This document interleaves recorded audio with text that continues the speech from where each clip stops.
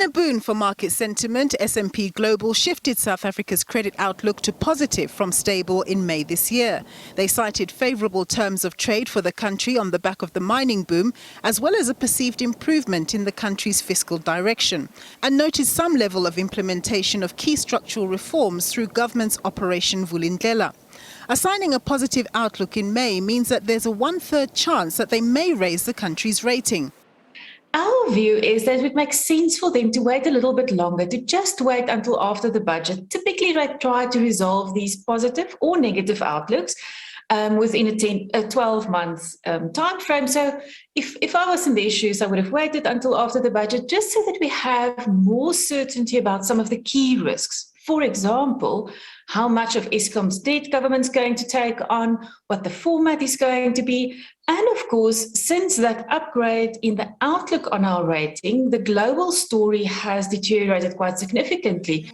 Market watchers believe that Finance Minister Enoch Godongwana's midterm budget statement delivered in October went a long way in displaying the kind of fiscal discipline that markets and ratings agencies expect, and suggest this could pave the way for a better credit rating outcome.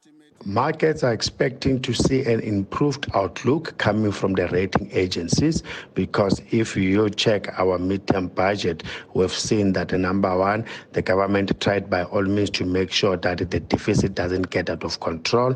They also tried to make sure that when it comes to the public wage bill, it gets to be contained. And also when it comes to other structural reforms, and just like making sure that the energy supply gets to be reliable, that trying with all these new loans, and also them refusing to continue to bail out state-owned enterprises. But the risks for the fiscus remain on the upside. Just looking at the public service workers, for example, many are still pushing for an above-inflation wage increase for the 2022-2023 fiscal year, with strike action a constant threat, which would disrupt government services. If they sufficiently bring pressure to bear, this could upset the fiscal metrics.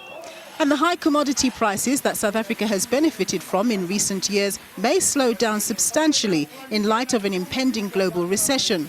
A more positive credit rating for South Africa would mean the country's financial markets would look more attractive for investment and would help to improve the country's cost of borrowing. All will be revealed later this evening, when the two major ratings agencies are expected to make their call.